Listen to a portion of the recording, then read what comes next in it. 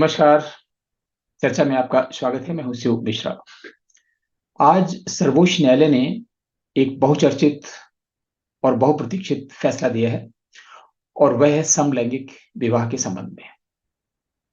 तो फैसला क्या आया है, ये जानने के पहले हम लोग एक बैकग्राउंड ये समझ लेते हैं कि सर्वोच्च न्यायालय में याचिका दाखिल की गई थी।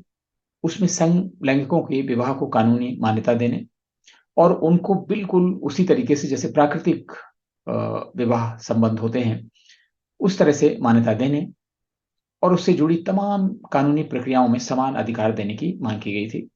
और सर्वोच्च न्यायालय में बहुत सारे एक्टिविस्ट ने इसकी पैरवी भी की। सर्वोच्च न्यायालय ने इसे लिस्ट किया और इसे बहुत ही गंभीरता से लिया भी। 10 दिन तक सुनवाई की गई, 5 न्यायाधीशों की एक बेंच बनाई गई और ऐसा लगा कि सर्वोच्च न्यायालय इसमें कोई ऐसा कानून बना देगा जो केंद्र सरकार के लिए बाध्यकारी होगा, क्योंकि केंद्र सरकार समलैंगिकों के विवाह को कानूनी मान्यता देने के पक्ष में नहीं थी। सर्वोच्च न्यायालय का कहना है कि वह तो संविधान के अनुसार चलता है, सामाजिक मान्यताओं, सनातन संस्कृति और प्राचीन परंपराओं से उसका कोई लेना देना नहीं है। ये बात सही भी हो सकती है, लेकिन संविधान वेद और गीता की तरह नहीं है। संविधान बदला जा सकता है और संविधान बहुत देशों में बदले गए हैं।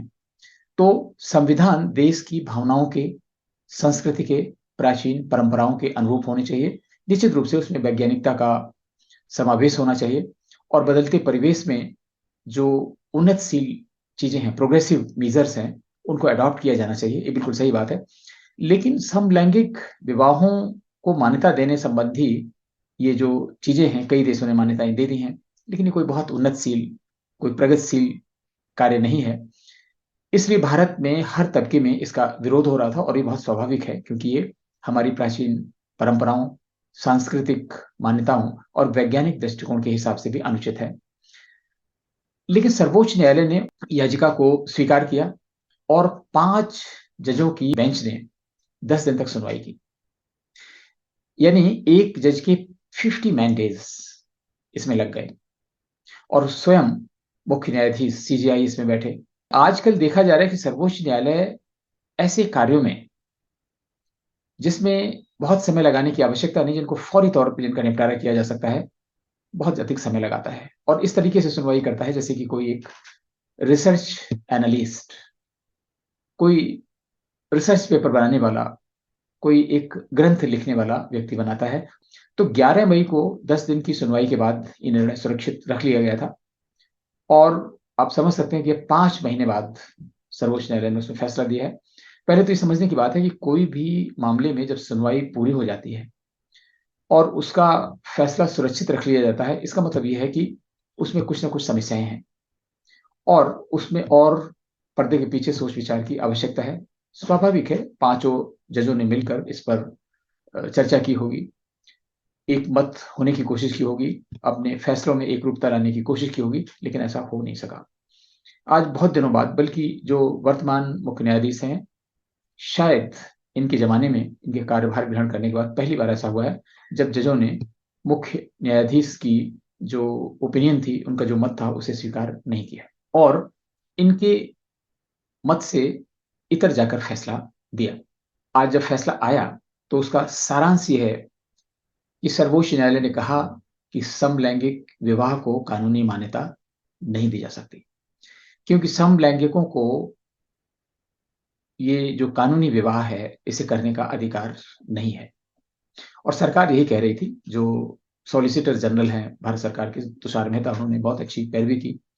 आप समझ सकते हैं कि जिस समय ये केस की सुनवाई हो रही थी, सर्वोच्च न्यायालय ने केंद्र सरकार को और सारी राज्य सरकारों को इसका पक्षकार बनाया था। तो आप समझ सकते हैं कितने संसाधन, कितने मैंडेज, बहुत सारी चीजें दांव पर लगी हुई थी। और आज जब फैसला आया तो 3-2 का फैसला हुआ। 3 जजों का फैसला जो मान्य होगा, उसमें जस्टिस भट्ट, हिमा कोहली शामिल हैं और इन लोगों ने जो फैसला दिया, 3 लोगों ने, उसके अनुसार समलैंगिक विवाह को मान्यता नहीं मिलेगी। हालांकि ये बात सीजीआई ने अपने निर्णय में भी कही। सीजीआई ने एक काफ़ी लंबी-चौड़ी बातें बताई, कई पॉइंट्स बताए, सरकार के लिए दिशा निर्देश दिए। उसका कुल मिलाकर सारांश ये था कि जो समलैंगिक हैं, ट्रांसजेंडर हैं, उनके साथ में भेदभाव नहीं होना चाहिए। उनको संविधान की कई धाराओं में बराबरी का दर्जा मिलना चाहिए, उनका प्रोटेक्शन होना चाहिए। लेकिन सबसे ज़्यादा जो मुखर राय थी और जो पश्चिमी जगत का प्रतिनिधित्व करती थी, वो हैं मिस्टर कौल। मिस्टर कौल जो हैं, उन्होंने इसकी पुरजोर वकालत की। लेकिन इन 3 न्यायाधीशों के जो फैसले का निष्कर्ष था, वो ये था कि इनके विवाह को कानूनी मान्यता नहीं दी जा सकती है। और दूसरा ये कि इन्हें गोद लेने का अधिकार एक पेयर के रूप में, एक दंपति के रूप में नहीं दिया जा सकता। अलग-अलग व्यक्ति के रूप में जो कानून है गोद लेने का, उसमें इनको गोद लेने की अनुमति दी जा सकती है। अब सवाल यहाँ ये उठता है कि सर्वोच्च न्यायालय आजकल इस तरह के फैसलों में इतना अधिक समय जाया क्यों करता है, जबकि उसके पास बहुत सारे मुकदमे लंबित हैं। और हमको लगता है कि सर्वोच्च न्यायालय कई बार समय की बर्बादी करता है, जैसे धारा 370 में भी कर चुका है, उसका फैसला भी अभी लंबित है। फैसला सुरक्षित रख लिया गया था, उसका भी फैसला आएगा। और मुझे नहीं लगता है कि फैसला ऐसा कुछ आएगा जिससे धारा 370 की बहाली हो सके। हालाँकि ऐसा इम्प्रेशन दिया गया कि धारा 370 बहाल भी हो सकती है, कई लोग अभी भी बहुत खुश हैं।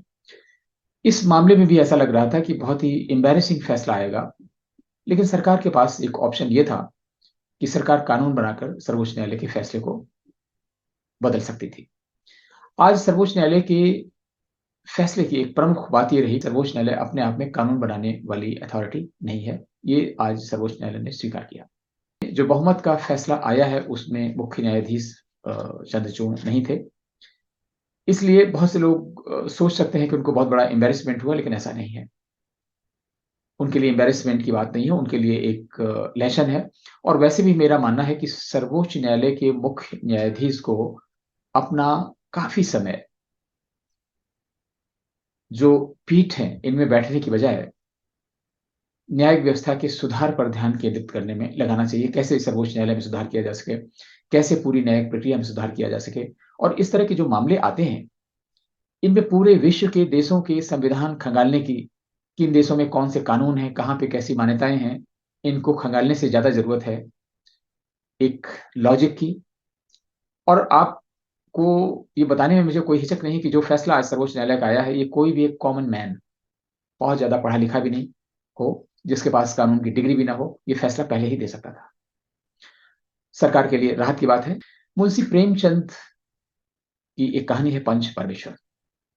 और ज़्यादातर लोग जानते हैं कि उसमें कैसे 2 परस्पर विरोधी गुट में से एक को पंच बना दिया गया और उसने परमेश्वर की तरह बिल्कुल सही फैसला दिया, बिना किसी भेदभाव के, बिना किसी पक्षपात के, बिना किसी दबाव में आए। तो ये जो पंच परमेश्वर वाला फैसला होता है, ये फैसलों की अहमियत आज है, हमेशा बनी रहेगी। इतने समय में बहुत सारे केस निपटाए जा सकते थे, बहुत से महत्वपूर्ण केस हैं, बहुत से ऐसे केस हैं जिनका कोई माई-बाप नहीं है, कोई कहने वाला नहीं है, कोई सिफ़ारिश करने वाला नहीं है। और इससे पहले कि उनका नंबर लगे, कोई ना कोई एक वीआईपी केस आ जाता है, उसकी तारीख पड़ जाती है और वो मंत्रियों के केस होते हैं, सरकारों के केस होते हैं और फटाफट लग जाते हैं, उनकी सुनवाई होने लगती है। तो जो पेंडिंग है, वो पेंडिंग बने रहते हैं, केसों की संख्या बढ़ती जा रही है, निपटारा बहुत कम हो रहा है और ये बोझ बढ़ता जा रहा है। किसी न्यायाधीश को इसकी चिंता होगी, कम से कम मुझे नहीं मालूम है। ज़रूरत इस बात की है कि सर्वोच्च न्यायालय के मुख्य न्यायाधीश पीठ में अपना अधिक समय देने की बजाय अपना समय न्यायिक सुधार में, कैसे 5 करोड़ से अधिक जो लंबित मुकदमे हैं, कोई ऐसी नई प्रक्रिया बनाई जाए, क्या सुधार किया जाए, तो शायद उनका नाम इतिहास में अमर हो सकता है। अच्छा हो कि सर्वोच्च न्यायालय देश के हित में और कम से कम ये ध्यान रखते हुए कि 5 करोड़ मुकदमों का बोझ है न्यायपालिका के ऊपर, इस ढंग से कोई काम करे और इस तरह के जो मुकदमे हैं, उनमें फौरी तौर पर फैसला लेना चाहिए। मिल बैठ के कम से कम समय में इसमें कोई भी प्रतिभा दिखाने की, कोई भी रिसर्च पेपर बनाने की, कोई भी ग्रंथ बनाने की आवश्यकता नहीं है। नमस्ते।